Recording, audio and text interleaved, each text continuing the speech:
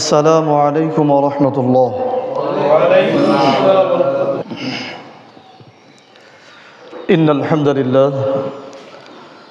ইন্নাল হামদালিল্লাহ নাহমাদুহু ওয়া নাস্তাঈনুহু মান ইয়াহদিহিল্লাহু ফালা মুদিল্লা লাহু ওয়া মান ইউদ্লিল ফালা হাদিয়া লাহু। আশহাদু আল লা ইলাহা ইল্লাল্লাহ ওয়াহদাহু লা শারীকা লাহু وأشهد أن محمدًا عبده ورسوله أما بعد فإن خير الحديث كتاب الله وخير الهدي هدي محمد صلى الله عليه وسلم وشر الأمور محدثاتها وكل بدعة ضلالة وكل ضلالة في النار। মহান আল্লাহ সুবহানাহু ওয়া তাআলার দরবারে শুকরিয়া আদায় করছি। আল্লাহ রাব্বুল আলামিন আমাদের সকলকে দুনিয়ার যাবতীয় ব্যস্ততা ছিন্ন করে শয়তানের যাবতীয় তৎপরতা দূরে ঠেলে দিয়ে যথাসময়ে জুমার সালাত আদায় করতে আসার তৌফিক দান করেছেন। এই জন্য সে আল্লাহ তাআলার আলিশান দরবারে শুকরিয়া আদায় করে পড়ছি আলহামদুলিল্লাহ। প্রিয় হাজিরিন, আজকের খুতবার আলোচ্য বিষয় প্রচলিত সংবিধান ও কোরআনের মধ্যে পার্থক্য। আজকের খুতবার আলোচ্য বিষয় প্রচলিত সংবিধান ও কোরআনের মধ্যে পার্থক্য। আজকের আলোচনার পেছনে একটি বিশেষ উদ্দেশ্য আছে, বিশেষ কারণ আছে। তা হলো এই যে 2024 সালের যে বিপ্লব হলো, এই বিপ্লবের পর বাংলাদেশের যে সংবিধান আছে, এই সংবিধান সংশোধনের উদ্যোগ গ্রহণ করা হয়েছে এবং সেই সংশোধনের জন্য অন্যান্য সুশীল সমাজের সাথে আলেমদেরকেও ডাকা হয়েছে। আলেমদেরকে ডাকা হয়েছে যে আপনারাও আসেন, সংবিধান পড়েন, এটা কোথায় সংশোধন করা যায়, ইসলামের সাথে সাংঘর্ষে কি আছে সে ব্যাপারে আপনারা পরামর্শ দিলে আমরা সমাধান করে ফেলব। উদ্দেশ্যটা এরকমই। আর এই উদ্দেশ্যে আমাদেরও আলোচনা কি? প্রচলিত সংবিধান ও কোরআনের মধ্যে পার্থক্য। প্রিয় উপস্থিতি, সংবিধান কি? সংবিধান কাকে বলে? একটি রাষ্ট্র গঠিত হয় যে কয়েকটি উপাদান দিয়ে। তার মধ্যে অন্যতম উপাদান হচ্ছে সে রাষ্ট্রের জনগণ। একটা রাষ্ট্রের মৌলিক উপাদান। একটা রাষ্ট্র গঠন করতে সার্বভৌমত্বের প্রয়োজন হয়, রাষ্ট্রের নির্ধারিত সীমার প্রয়োজন হয়, জনগণের প্রয়োজন হয়, সংবিধানের প্রয়োজন হয়। তাহলে এইরকম কয়েকটি বিষয় নিয়ে একটা রাষ্ট্র গঠিত হয়। সেই রাষ্ট্রের সব থেকে মৌলিক যে উপাদান সেটি হচ্ছে রাষ্ট্রের জনগণ। আর নির্দিষ্ট ধারায় রাষ্ট্র পরিচালনা করবার জন্য এবং জনগণের মৌলিক অধিকার নিশ্চিত করার জন্য রাষ্ট্র কোন ধারায় পরিচালিত হবে এবং জনগণের মৌলিক অধিকার কিভাবে নিশ্চিত হবে, সেই অধিকার লিখিত বা সেই নীতি নিয়ম সম্বলিত যে গ্রন্থ বা যে আইন, সেটাকেই বলা হয় সংবিধান। তাহলে সহজে বলা হবে একটা রাষ্ট্র পরিচালনার জন্য এবং রাষ্ট্রের জনগণ পরিচালিত হওয়ার জন্য যে নিয়ম নীতি নির্ধারণ করা হয় সেটি হচ্ছে সংবিধান বা সে রাষ্ট্রের নিজস্ব আইন। এখন জানার বিষয় হলো মুসলিম জাতির নিজস্ব আইন কি হবে বা নিজস্ব সংবিধান কি হবে। মুসলিম জাতির নিজস্ব সংবিধান হচ্ছে মহাগ্রন্থ আল কোরআন।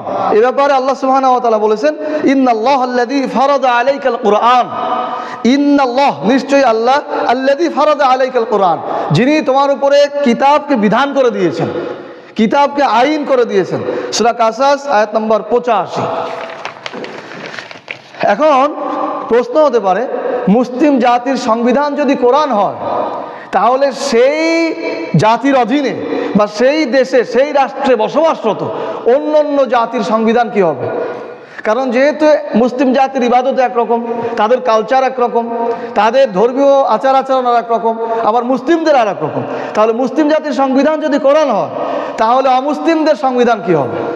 উত্তর হচ্ছে অন্য জাতি মানব গোষ্ঠীর সংবিধানও কোরআনই হবে। কারণ কোরআন এমন একজন লেখকের লেখা, কোরআন এমন একজন রচয়িতার রচনা যিনি সকল ধর্মের বর্ণের মানুষের অধিকার নিশ্চিত করেই আইন রচনা করেছেন।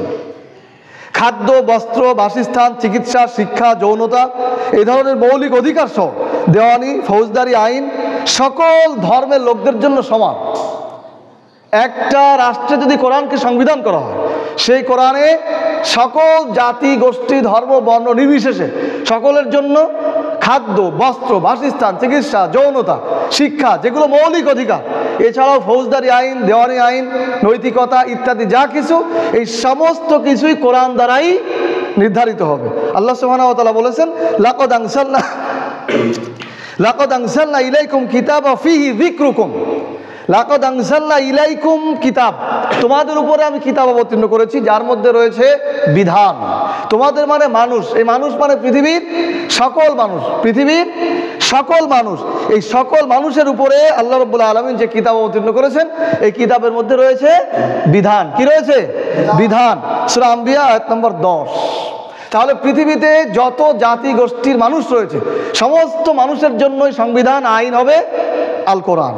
উল্লেখ্য যে অন্য জাতির ক্ষেত্রে দুনিয়ার সমস্ত বিষয়েই কোরআনের আইন ফলো করা হবে। শুধুমাত্র ধর্মের ইবাদত যেগুলি, সেই ইবাদতটা যার যার ধর্মগ্রন্থ অনুযায়ী হবে। দুনিয়ার যাবতীয় সমস্ত বিষয় নির্ধারিত হবে কোরআনের যে সমস্ত আইন রয়েছে সেই আইন অনুযায়ী। শুধুমাত্র ধর্মের যে ইবাদত, সেই ইবাদতটা তাদের ধর্মীয় গ্রন্থ অনুযায়ী হবে। মনে করেন হিন্দু যারা রয়েছে তাদের ইবাদত মহাভারত বেদে যা আছে সেভাবে হবে। খ্রিস্টানরা তাদের যে জাব্বুর কিতাব রয়েছে, ইনজিল কিতাব রয়েছে সেখান থেকে হবে। ইহুদি যারা রয়েছে তাদের তাওরাত কিতাব রয়েছে সেখান থেকে হবে। প্রত্যেক ধর্ম, জাতি, গোষ্ঠীর আলাদা আলাদা ইবাদত তাদের ধর্মগ্রন্থ থেকে হবে। শুধুমাত্র দেওয়ানি, ফৌজদারি, রাষ্ট্র পরিচালনা, অর্থ, ব্যবসা, বাণিজ্য, শিক্ষা এই সমস্ত কিছু হবে কোরআন থেকে। কারণ আল্লাহ সুবহানাহু ওয়া তাআলা বলেছেন, লা ইকরাহা ফিদ্দীন ক্বাদ তাবায়্যানা রুশদু মিনাল গায়। দিন নিয়ে কোনো জবরদস্তি নেই। অর্থাৎ দিন মানে কি? যখন কোনো ধর্ম অন্য কারো উপরে চাপাই দেওয়া যাবে না। যখন সঠিক দিনটা পরিস্ফুটিত হয়েছে, সঠিক দিনটা যখন আলোকিত হয়েছে, তখন এটা অন্যের উপরে চাপাই দেওয়া যাবে না। সূরা বাকারা আয়াত নম্বর 256। এখানে একটা ব্যাখ্যা আমরা বারবার বলেছি, যেটা অন্য অমুসলিমদের কথা বলা হয়েছে, মুসলিমদের না। কেউ যদি মুসলিম হয় তাহলে অবশ্যই তার ইসলামের আইনগুলো মানতে হবে, কিন্তু অমুসলিমের উপরে চাপানো যাবে না। যেহেতু ইসলাম পরিস্ফুটিত হয়েছে, ইসলাম যে সঠিক ধর্ম, ইসলাম যে একমাত্র শাশ্বত ধর্ম, এটা প্রমাণ হয়ে গেছে। সুতরাং এটা আরেকজনের উপরে চাপানোর কোনো প্রয়োজন নেই। এর মানে হলো একটা দেশে হিন্দু, মুসলিম, খ্রিস্টান বা অন্য জাতির লোকেরা বসবাস করবে, সেখানে দেওয়ানি, ফৌজদারি, সম্পদ বন্টন, ব্যবসা ইত্যাদি এগুলো কোরআনের আইন অনুযায়ী হবে। শুধুমাত্র ধর্মীয় ইবাদত এগুলি হবে যার যার ধর্মগ্রন্থ অনুযায়ী। সুতরাং আমরা বলতে পারি মানুষের জন্য একমাত্র সংবিধান হবে আল কোরআন, সেটা হোক মুসলিম হোক অমুসলিম। এখন আমরা জানব কোরআন সংবিধান হওয়ার যোগ্য কিনা, কোরআন সংবিধান হওয়ার যোগ্য কিনা। আমরা তো স্বভাবতই উত্তর দেব যে কোরআন সংবিধান হওয়ার যোগ্য, কিন্তু আসলে যৌক্তিকতার সাথে এটা প্রমাণ করতে হবে। কারণ ওইখানে যে সমস্ত সুশীলেরা বসে আছেন, যারা সংবিধান প্রণয়ন করেছেন, যারা সংবিধান পরিবর্তন করেন, তাদের কাছে ধারণা হচ্ছে কোরআন সংবিধান হিসাবে গ্রহণযোগ্য নয়। আর এ কারণেই ওনারা কোরআনকে বাদ দিয়ে নিজেরা নিজেদের মতো করে একটা সংবিধান তৈরি করেছেন। আর এর জন্যই যৌক্তিকতার সাথে তাদের সামনে তুলে ধরতে হবে যে না, কোরআনই হচ্ছে একমাত্র মানব জাতির সংবিধান হতে পারে। কোরআন আসলে যৌক্তিকভাবে সংবিধান হতে পারে কিনা। সংবিধানের সংজ্ঞা বা পরিচয়ে বলা হয়েছে, সংবিধান হলো মৌলিক নীতির সমষ্টি যা একটি রাষ্ট্রের আইন। সংবিধান হচ্ছে মৌলিক কিছু নীতির সমষ্টি যা একটি রাষ্ট্রের আইন, যে আইনের উপর ভিত্তি করে রাষ্ট্র ও জনগণ পরিচালিত হয়। তাহলে সংবিধান কি? সংবিধান হচ্ছে একটি মৌলিক নীতি, আইন, যে আইনের উপরে ভিত্তি করে রাষ্ট্র এবং জনগণ পরিচালিত হয়। বা আরো সহজভাবে বলা যায়, যে বইয়ে রাষ্ট্র ও জনগণ পরিচালনার নিয়মাবলী লেখা থাকে তাই সংবিধান। যেই বইয়ে রাষ্ট্র জনগণ পরিচালনার বা পরিচালিত হওয়ার নিয়মাবলী লেখা থাকে তাই কি সংবিধান। এখন আমরা জানব এই সংজ্ঞার আলোকে কোরআন সংবিধান হতে পারে কি না।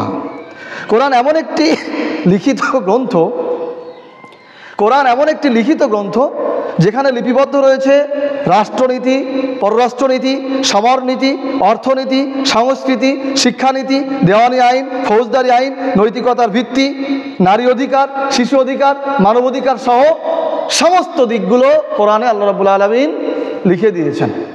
তাহলে কোরআন যে সংবিধান হবে তার কারণ হচ্ছে যেহেতু সংবিধানে, সাধারণ সংবিধানে রাষ্ট্র পরিচালনা এবং জনগণ পরিচালনার নীতি লেখা থাকে, ঠিক একইভাবে কোরআনে লেখা রয়েছে রাষ্ট্রনীতি, পররাষ্ট্রনীতি, সমরনীতি, অর্থনীতি, শিক্ষানীতি, সংস্কৃতি, নৈতিকতার ভিত্তি, মানবাধিকার, শিশু অধিকার, নারী অধিকার, সমস্ত কিছু কোরআনে আল্লাহ রাব্বুল আলামিন লিখে দিয়েছেন। রাষ্ট্রনীতি সম্পর্কে কোরআনের বিধান, একটা রাষ্ট্র পরিচালনার জন্য নীতির প্রয়োজন রয়েছে না, তো একটা রাষ্ট্র পরিচালনার জন্য কোরআনের বিধান হচ্ছে আল্লাহ রাব্বুল আলামিন বলছেন আল্লাযীনা ইম্মাক্কানাহুম ফিল আরদ আকামুস সালাত ওয়া আতুজ যাকাত ওয়া আমারু বিল মারুফ ওয়া নাহাউ আনিল মুনকার। আল্লাহ বলছেন আল্লাযীনা ইম্মাক্কানাহুম ফিল আরদ আকামুস সালাত ওয়া আতুজ যাকাত ওয়া আমারু বিল মারুফ ওয়া নাহাউ আনিল মুনকার। আমি যদি তাদেরকে ক্ষমতা দেই তাহলে তারা সালাত আদায় করবে, যাকাত কায়েম করবে, সৎ কাজে আদেশ করবে, অসৎ কাজে নিষেধ করবে। তাহলে একটা রাষ্ট্রের মূলনীতি হবে মানুষকে সৎ কাজের জন্য আহ্বান করা আর অসৎ কাজে নিষেধ করা। সূরা হজ আয়াত নম্বর 41। পররাষ্ট্রনীতি সম্পর্কে কোরআনের বিধান, পররাষ্ট্রনীতি সম্পর্কে কোরআনের বিধান। আল্লাহ বলছেন ওয়া ইম্মা তাখাফান্না মিন কওমি খিয়ানাত ফামবিদ ইলাইহিম আলা সাওয়াইন। পররাষ্ট্রনীতির ব্যাপারে আল্লাহ বলছেন যদি তোমরা আশঙ্কা করো অন্য কোনো সম্প্রদায়ের খেয়ানতের ব্যাপারে, অন্য কোনো সম্প্রদায় বা কোনো দেশ তোমাদের সাথে চুক্তির খেয়ানত করেছে, চুক্তি ভঙ্গ করেছে, ফামবিদ ইলাইহিম আলা সাওয়াইন, তাহলে তোমরাও সেই চুক্তি ভেঙে ফেলো। যদি তোমাদের সাথে কোনো দেশ চুক্তি ভঙ্গ করে তাহলে তোমরাও তাদের সাথে চুক্তি ভেঙে ফেলো। সূরা আনফাল আয়াত নম্বর 58। সামরিক নীতি সম্পর্কে কোরআনের বিধান ওয়াকাতিলু ফি সাবিলিল্লাহ আল্লাযীনা ইউকাতিলুনাকুম ওয়া লা তা'তাদু। আল্লাহ বলছেন তোমরা আল্লাহর পথে জিহাদ করো, আল্লাযী ইউকাতিলুনাকুম, যা তোমাদের বিরুদ্ধে জিহাদ করে, ওয়া লা তা'তাদু, তবে তোমরা সীমা লঙ্ঘন করো না। সূরা বাকারা আয়াত নম্বর 190। অর্থনীতি সম্পর্কে কোরআনের বিধান ইয়ামহাকুল্লাহু রিবা ওয়া ইউরবিস সাদাকা। আল্লাহ তাআলা সুদকে নিশ্চিহ্ন করেন এবং যাকাতকে বৃদ্ধি করে দেন, সদকাকে বৃদ্ধি করেন। সূরা বাকারা আয়াত নম্বর 275। এগুলো হচ্ছে মূল নীতি, অর্থাৎ এই আইনের উপরে ভিত্তি করে যাবতীয় ব্যবস্থা পরিচালিত হবে। শিক্ষানীতি সম্পর্কে কোরআনের বিধান আর রহমান আল্লামাল কোরআন খলাকাল ইনসান। আল্লাহ বলছেন দয়াময় তিনি, যিনি কলমের মাধ্যমে মানুষকে শিক্ষা দিয়েছেন, যিনি মানুষকে সৃষ্টি করেছেন। ইকরা বিসমি রাব্বিকাল্লাযী খলাক, তুমি পড়ালেখা করো বা জ্ঞান অর্জন করো তোমার প্রতিপালকের নামে। অর্থাৎ প্রথম জ্ঞান অর্জন শিক্ষা ব্যবস্থার মূল ভিত্তি হবে তার সৃষ্টিকর্তার পরিচয় দিয়ে। সংস্কৃতি সম্পর্কে আল্লাহ সুবহানাহু ওয়া তাআলা বলছেন ইয়া বানি আদম লা ইয়াফতিনান্নাকুম শাইতান কামা আখরাজা আবাইকুম মিনাল জান্নাহ ইয়ানজিউ আনহুমা লিবাসাহুমা লিউরিয়াহুমা সাওয়াতিহিমা। হে বনি আদম, শয়তান যেন তোমাদেরকে কোনোভাবেই প্ররোচিত না করে, তোমাদের পোশাক যেন কোনোভাবেই তারা খুলে না ফেলে, যেভাবে তোমাদের পিতামাতার পোশাক খুলে ফেলেছিল। সূরা আরাফ আয়াত নম্বর 27। অর্থাৎ বলা হচ্ছে সংস্কৃতিতে যেন কেউ দেউলিয়া না হয়ে যায়। আমাদের সংস্কৃতি এখন তো উদাম সংস্কৃতির ব্যাপারে বলা হচ্ছে যে তোমাদের পোশাক যেন শয়তান খুলে দিতে না পারে, অর্থাৎ তোমরা নৈতিকতার মধ্যে থাকবে। দেওয়ানি তথা সম্পদ বন্টন সম্পর্কে কোরআনের আইন আল্লাহ সুবহানাহু ওয়া তাআলা বলছেন ইয়াস্তাফতুনাকা কুলিল্লাহু ইফতিকুম ফিল কালালা। আল্লাহ বলছেন যে তোমার কাছে তারা কালালা সম্পর্কে, অর্থাৎ নিঃসন্তান যারা, তাদের সম্পদের বন্টনের ব্যাপারে ফতোয়া চায়, তুমি বলো আল্লাহ ইফতিকুম ফি কালালা, আল্লাহ কালালা সম্পর্কে ফতোয়া দিচ্ছেন, ইত্যাদি ইত্যাদি, মানে এইভাবে সম্পদ বন্টন করো। সূরা নিসা আয়াত নম্বর 176। এরপর আল্লাহ বলছেন ইউসিকুমুল্লাহ ফি আওলাদিকুম, আল্লাহ তোমাদের সন্তানদের ব্যাপারে সম্পদ বন্টনের নির্দেশনা দিচ্ছেন। সূরা নিসা আয়াত নম্বর 11। ফৌজদারি আইন তথা ক্রিমিনালি অফেন্স এ সম্পর্কে কোরআনের বিধান হচ্ছে কোরআনে ফৌজদারি অপরাধ তথা চুরি, ডাকাতি, ধর্ষণ, জখম, হত্যা ইত্যাদির বিধান আলাদা আলাদাভাবে বর্ণনা করা হয়েছে এবং এজন্য এগুলো বর্ণনা করে বলা হয়েছে জাযাম বিমা কাসাবা নাকালাম মিনাল্লাহ। এই যে দণ্ডবিধি দেওয়া হলো, এই দণ্ডবিধি হচ্ছে আল্লাহর পক্ষ থেকে আদর্শিত দণ্ড, মানে আদর্শিত বিধান, আদর্শিত আইন। সূরা মায়েদা আয়াত নম্বর 38। নৈতিকতার ভিত্তি সম্পর্কে কোরআনের বিধান, নৈতিকতার ভিত্তি সম্পর্কে কোরআনের বিধান হচ্ছে হুররিমাত আলাইকুম উম্মাহাতুকুম ওয়া বানাতুকুম ওয়া বানাতুকুম ওয়া আখওয়াতুকুম ওয়া আম্মাতুকুম ওয়া বানাতুল আখ ওয়া বানাতুল উখত। অর্থাৎ তোমাদের জন্য, পুরুষদেরকে বলা হচ্ছে, তোমাদের জন্য হারাম করা হয়েছে তোমাদের মাকে বিবাহ করা, তোমাদের কন্যাকে বিবাহ করা, তোমাদের খালাদের বিবাহ করা, তোমাদের ফুফুদের বিবাহ করা, তোমাদের ভাইয়ের মেয়েকে, তোমাদের বোনের মেয়েকে বিবাহ করা হারাম করা হয়েছে। সূরা নিসা আয়াত নম্বর 23। মানবাধিকার সম্পর্কে কোরআনে বলা হয়েছে, মানবাধিকার সম্পর্কে কোরআনের বিধান, মান কাতালা নাফসান বিগাইরি নাফসিন আও ফাসাদিন ফিল আরদ ফাকান্নামা কাতালান নাসা জামিআ। আল্লাহ বলছেন, যে ব্যক্তি অন্যায়ভাবে হত্যা করা ব্যতীত, অর্থাৎ ফাসাদ সৃষ্টি বা অন্য কোনো মানুষকে হত্যা করা ব্যতীত নিরপরাধ কাউকে হত্যা করলো, সে যেন গোটা মানব জাতিকেই হত্যা করে ফেললো। সূরা মায়েদা আয়াত নম্বর 32। এভাবে আল্লাহ রাব্বুল আলামিন কোরআনে বিধান দিয়েছেন। নারী অধিকার সম্পর্কে কোরআনের বিধান, পুরুষের সমান অধিকার দেওয়া হয়েছে নারীদেরকে। আল্লাহ সুবহানাহু ওয়া তাআলা বলছেন, ওয়ালাহুন্না মিসলুল্লাযী আলাইহিন্না বিল মারুফ, ওয়ালাহুন্না মিসলুল্লাযী আলাইহিন্না বিল মারুফ। তোমাদের যেমন অধিকার রয়েছে, পুরুষদের যেমন অধিকার রয়েছে সম্পত্তিতে বা বিভিন্ন ক্ষেত্রে, ঠিক একইভাবে নারীরও অধিকার রয়েছে। সূরা বাকারা আয়াত নম্বর 228। শিশু অধিকারের বিধান, আমরা কোরআনকে সংবিধান হিসেবে উপস্থাপন করার চেষ্টা করছি। শিশু অধিকারের বিধান, আল্লাহ তাআলা বলছেন, ওয়াইদাল মাউদাত সুইলাত বিআই যামবি কুতিলাত। হাসরের মাঠে ওই সমস্ত শিশুদেরকে ডেকে ওঠানো হবে এবং তাদের কাছে জানতে চাওয়া হবে তোমাদেরকে কেন হত্যা করা হয়েছিল। অর্থাৎ একসময় আরবে কন্যা শিশুদেরকে হত্যা করে ফেলা হতো, এখনও একই অবস্থায় আছে, ভ্রূণ হত্যা করা হয়। এই সমস্ত শিশুদের ব্যাপারে সেদিন প্রশ্ন করা হবে তোমাদেরকে কেন হত্যা করা হয়েছিল। অর্থাৎ শিশু অধিকার নিশ্চিত করা হচ্ছে যে কোনো শিশুকে যেন হত্যা করা না হয়। সূরা তাকবীর আয়াত নম্বর 8 ও 9। এই যে এত বিধিবিধান, নিয়ম নীতি যেই গ্রন্থে রয়েছে, সেই গ্রন্থই মূলত মানুষের সংবিধান হিসাবে হওয়া দরকার ছিল।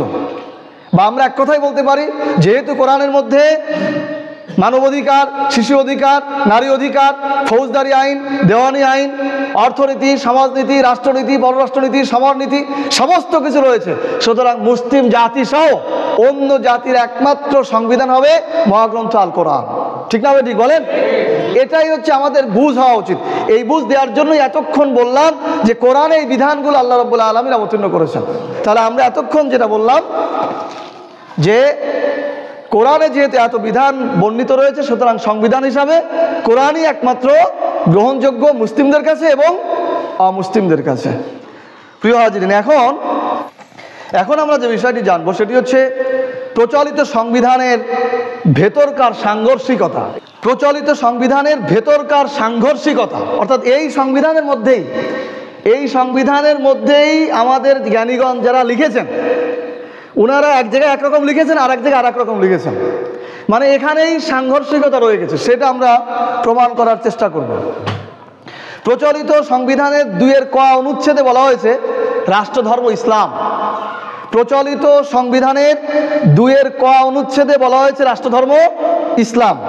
আবার 4 কতে বলা হয়েছে জাতির পিতার প্রতিকৃতি সরকারি, আধা সরকারি সমস্ত অফিস আদালতে রাখতে হবে। এটা এই সংবিধানের একটা সংঘর্ষ, যেখানে ইসলামে বলা হলো ইসলাম হচ্ছে রাষ্ট্রধর্ম। সংঘর্ষটা কোথায়? বলা হচ্ছে ইসলাম হচ্ছে রাষ্ট্রধর্ম, সেখানে আবার বলা হচ্ছে প্রতিকৃতি ঝুলাতে। অথচ ইসলামে মূর্তি বা প্রতিকৃতি সম্পূর্ণ হারাম। যেখানে ইসলাম থাকবে সেখানে কোনোভাবে প্রতিকৃতি বা মূর্তি থাকতে পারে না। তাহলে এটা একটা সংঘর্ষ কিনা? আচ্ছা, 2 নম্বরে বলা হচ্ছে প্রচলিত সংবিধানের প্রস্তাবনায় লেখা আছে বিসমিল্লাহ। প্রচলিত সংবিধানের প্রস্তাবনায় লেখা আছে বিসমিল্লাহির রহমানির রহিম। আবার 7-1 বলা হচ্ছে এই সংবিধান হচ্ছে সর্বোচ্চ আইন। কোনো আইন যদি এই সংবিধানের সাথে সামঞ্জস্যপূর্ণ না হয় তাহলে সেটা বাতিল বলে গণ্য হবে। এখানে সংঘর্ষটা কি? শুরু করা হলো আল্লাহর নামে, আবার এই সংবিধানের আইনের সাথে আল্লাহর আইনের সংঘর্ষ আছে। যেমন আল্লাহ তাআলা পতিতাবৃত্তি হারাম করেছেন, কিন্তু এগুলোতে পতিতাবৃত্তির বৈধতা দেওয়া আছে। মদ হারাম করেছেন, এখানে প্রয়োজনে মদের বৈধতা দেওয়া হয়েছে। তাহলে আল্লাহর নামে শুরু করা হলো, আবার আল্লাহর আইন এই সংবিধানের সাথে সাংঘর্ষিক হওয়ায় আল্লাহর আইনকে বাতিল করে দেওয়া হলো। তাহলে এটা একটা সংঘর্ষ না? আচ্ছা, এরপর প্রচলিত সংবিধানের 2 ক, প্রচলিত সংবিধানের 2 কতে বলা হচ্ছে রাষ্ট্রধর্ম ইসলাম, রাষ্ট্রধর্ম ইসলাম। আবার অনুচ্ছেদ 12তে বলা হচ্ছে ধর্ম নিরপেক্ষতা তথা ধর্মের কোনো প্রাধান্য চলবে না। বলা হলো রাষ্ট্রধর্ম ইসলাম, আবার বলা হচ্ছে ধর্মের কোনো প্রাধান্যতা চলবে না। এখানে সাংঘর্ষিকতা হলো যে ইসলাম হচ্ছে এমন একটি ধর্ম, এমন একটি জীবন ব্যবস্থা যে ইসলামকেই সমস্ত ক্ষেত্রে মেনে নিতে হবে, শুধু ইবাদতের ক্ষেত্রে না, রাজনীতি, রাষ্ট্রনীতি, আইন, সমস্ত ক্ষেত্রে। এবং আল্লাহ তাআলা বলছেন ওমা ইয়াবতাগি গায়রাল ইসলামি দীনান ফালা ইউকবালা মিনহু ওয়া হুয়া ফিল আখিরাতি মিনাল খাসিরিন। ইসলাম ব্যতীত অন্য কোনো জীবন ব্যবস্থা গ্রহণ করা যাবে না, কেউ করলে সে ক্ষতিগ্রস্তদের অন্তর্ভুক্ত হবে। সূরা ইমরান আয়াত নম্বর 85। তাহলে এখানে সংঘর্ষটা হলো, বলা হচ্ছে রাষ্ট্রধর্ম ইসলাম, যদি রাষ্ট্রধর্ম ইসলাম বলা হয় তাহলে আপনাকে ইসলামকেই মেনে নিতে হবে। এখন ইসলামকে আপনি রাষ্ট্রধর্ম করলেন, আবার বলছেন যে ধর্ম নিরপেক্ষতা, মানে এখানে ধর্মের কোনো প্রভাব চলবে না, এটা একটা সংঘর্ষ। প্রিয় হাজিরিন, এভাবেই এখানে আরও কিছু সংঘর্ষ রয়েছে, যেটা বলতে গেলে আমাদের সময় লাগবে। এখন আমরা যেটা জানব, প্রচলিত সংবিধানে ও কোরআনের সাথে বৈপরীত্য। প্রচলিত সংবিধান ও কোরআনের বৈপরীত্য, একটু আগে আমরা কি বুঝলাম যে এই সংবিধানের মধ্যেই সংঘর্ষ। আর এখন যেটা জানবো, প্রচলিত সংবিধান ও কোরআনের সাথে বৈপরীত্য মানে পার্থক্য। প্রচলিত সংবিধানের সাথে কোরআনের কি কি পার্থক্য রয়েছে? প্রথম বৈপরীত্য বা প্রথম পার্থক্য, প্রচলিত সংবিধান বা আমাদের বাংলাদেশের যে সংবিধান রয়েছে, এই সংবিধানের প্রথম বৈপরীত্য বা পার্থক্য কোরআনের সাথে হচ্ছে প্রচলিত সংবিধান লিখেছে মানুষেরা। প্রচলিত সংবিধান লিখেছে কারা? মানুষেরা। আর কোরআন লিখেছেন কে? সবাই বলেন, কোরআন কে লিখেছেন? আল্লাহ লিখেছেন। তাহলে এই সংবিধান লিখলো মানুষেরা, আর কোরআন নামক যে সংবিধান সেটা লিখলো আল্লাহ সুবহানাহু ওয়া তাআলা। তাহলে পার্থক্য না? এরপর দ্বিতীয় নম্বরে দেখেন, প্রচলিত সংবিধানের 49 অনুচ্ছেদে বলা হয়েছে অপরাধকারীর দণ্ড রাষ্ট্রপতি ক্ষমা করতে পারেন। প্রচলিত সংবিধানের 49 নম্বর অনুচ্ছেদে বলা হয়েছে অপরাধকারীর দণ্ড বা শাস্তি এটা রাষ্ট্রপতি ক্ষমা করতে পারেন। কিন্তু কোরআনের সংবিধানে বলা হয়েছে ভিকটিম মানে যে ব্যক্তি নিগৃহীত বা ভুক্তভোগী, সে ব্যতীত অপরাধীর শাস্তি বা তার আত্মীয় ব্যতীত অপরাধীর শাস্তি কেউ মওকুফ করতে পারবে না। তাহলে এটা একটা পার্থক্য না? সংবিধানে বলা হচ্ছে রাষ্ট্রপতি যদি ইচ্ছা করে তাহলে একজন ফাঁসির আসামিকে মাফ করে দিতে পারে। রাষ্ট্রপতির ক্ষমতা হচ্ছে যে কোনো লোককে সে ক্ষমা করে দিতে পারে, মানে সবার উপরে রাষ্ট্রপতি। কিন্তু কোরআনে এরকম কোনো সুযোগ নেই। কোরআনে হচ্ছে যে ভুক্তভোগী সে ক্ষমা না করা পর্যন্ত, অথবা তার আত্মীয় স্বজন ক্ষমা না করা পর্যন্ত কেউ ক্ষমা করতে পারবে না। তাহলে এটা একটা পার্থক্য না? কথা কি বুঝে আসছে? সংবিধানের 18-1 সংবিধানের 18-1 অনুচ্ছেদে বলা হয়েছে প্রয়োজনে মদের অনুমতি দেওয়া হবে। প্রয়োজনে মদ এইটার অনুমতি দেওয়া হবে। আবার কোরআনে প্রয়োজনে হোক আর অপ্রয়োজনে হোক কোরআন মদ সবসময় কি নিষিদ্ধ। তাহলে প্রচলিত সংবিধানে প্রয়োজনে মদের অনুমতি দেওয়া হলো, আর কোরআনে মদকে হারাম করে দেওয়া হলো, নিষিদ্ধ করে দেওয়া হলো। তাহলে প্রচলিত সংবিধান আর কোরআনের মধ্যে পার্থক্য আছে না নেই? 5 নম্বর, সংবিধানের 149 অনুচ্ছেদে বলা হয়েছে, সংবিধানের 149 অনুচ্ছেদে বলা হয়েছে সংবিধান সাপেক্ষ প্রচলিত আইন কার্যকর থাকবে। সংবিধান সাপেক্ষ প্রচলিত আইন কার্যকর থাকবে।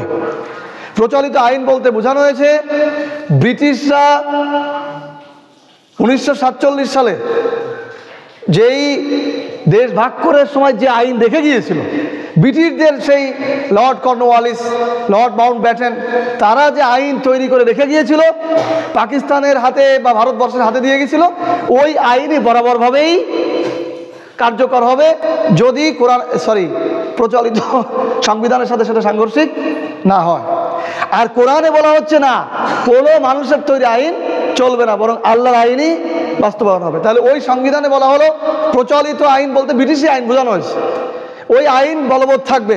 আর কোরআনে বলা হচ্ছে যে না, আল্লাহর আইনই বলবৎ থাকবে। তাহলে পার্থক্য হয়ে গেল না? 6 নম্বর, সংবিধানের প্রস্তাবনা। সংবিধানের প্রস্তাবনায় রয়েছে সংবিধানের মূলনীতি হবে জাতীয়তাবাদ, সমাজতন্ত্র, গণতন্ত্র, ধর্মনিরপেক্ষতাবাদ।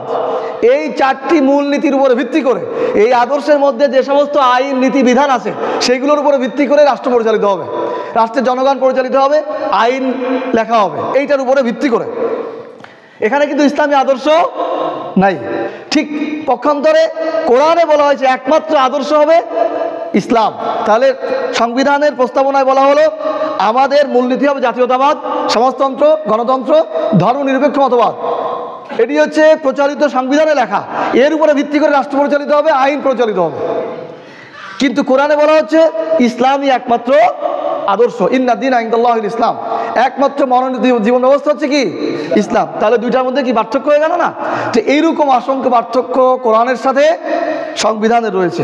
এখন বাংলাদেশে আমরা যারা মুসলিম, আমাদের কি ঈমান অনুযায়ী সাহসের সাথে বলেন তো দেখি যে এই সংবিধানের মধ্যে যে সংঘর্ষ রয়েছে কোরআনের সাথে, বা নির্দিষ্ট সংঘর্ষ রয়েছে, আবার কোরআনের সাথে পার্থক্য রয়েছে, একজন মুসলিমের কি এই সংবিধান গ্রহণ করার কোনো সুযোগ আছে? সবাই একসাথে বলেন, সুযোগ আছে? সুযোগ নেই।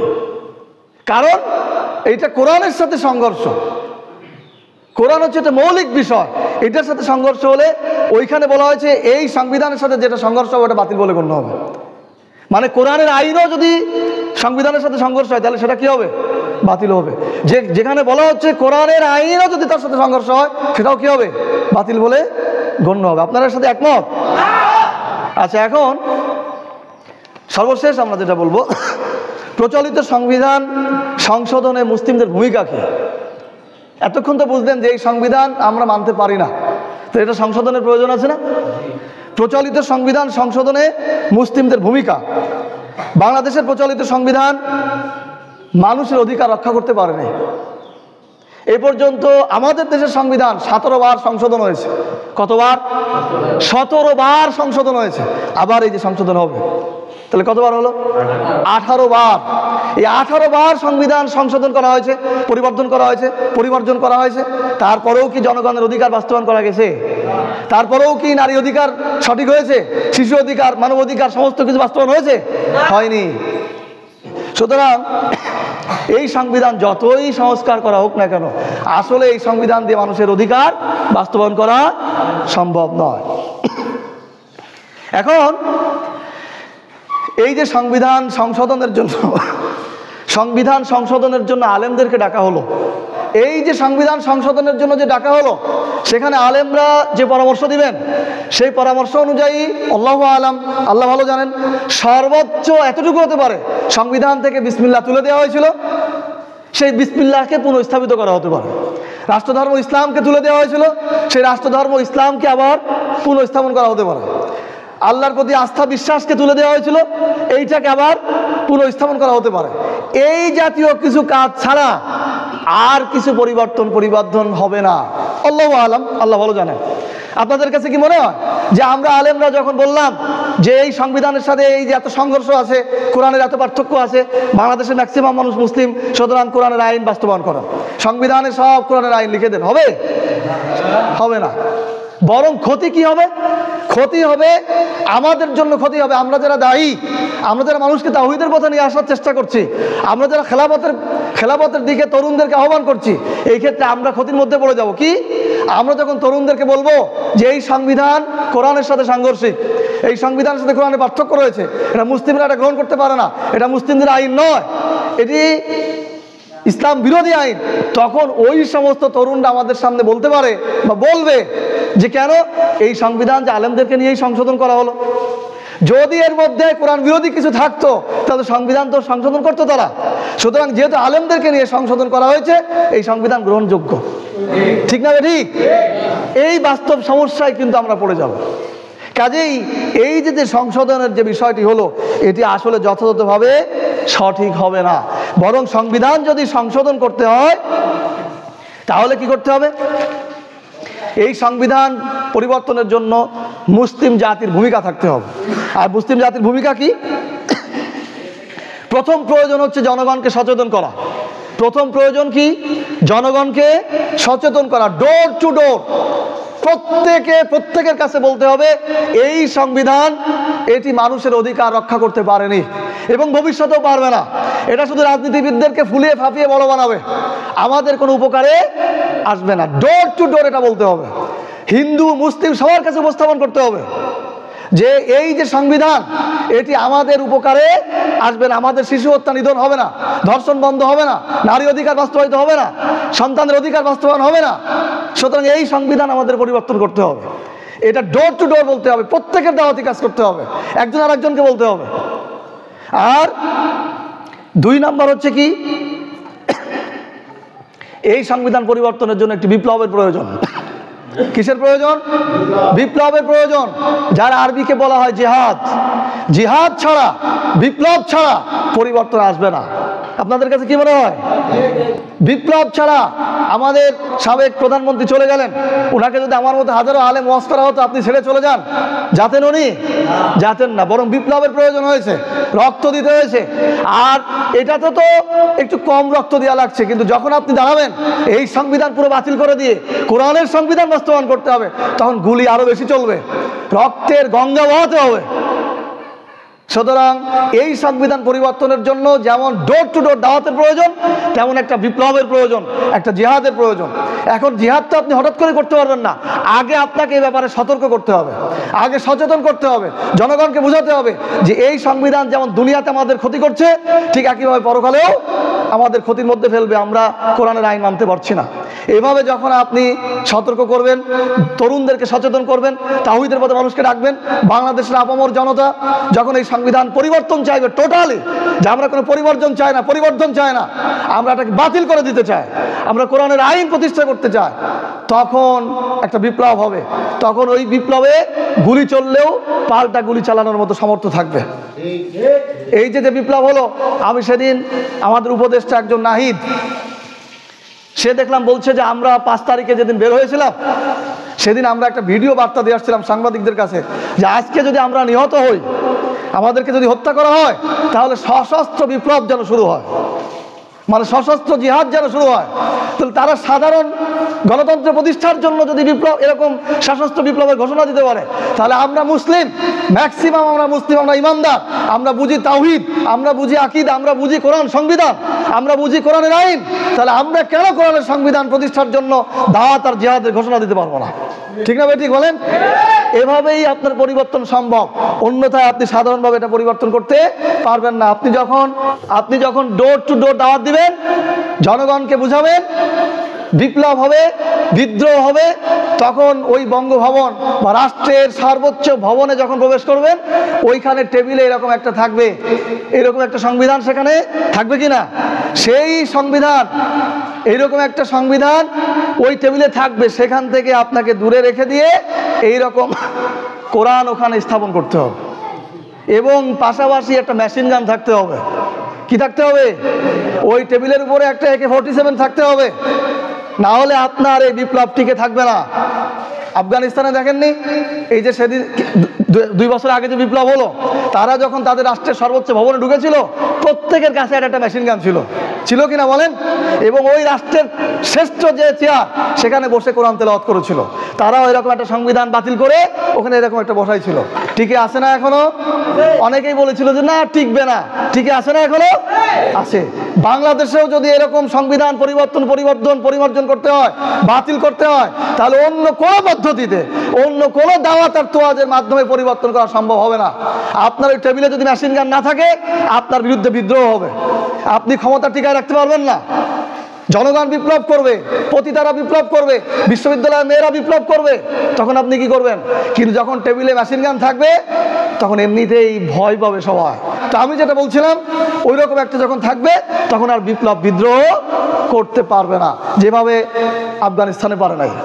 কাজেই আমাদের দায়িত্বশীল যেনারা আছেন, আমাদের মুসলিম যেনারা আছেন, আলেম উলামা যেনারা আছেন, এইরকম সংবিধান সংশোধন করে বুমেরাং হবে, ক্ষতি হবে, বরং প্রকৃতভাবে আরো 50 বছর প্রয়োজন হোক, তবুও যেভাবে পরিপূর্ণ সংবিধান বাতিল করে দিয়ে কোরআনকে বাস্তবায়ন করা যায়, সেই চেষ্টার দিকে আমাদেরকে অগ্রসর হতে হবে।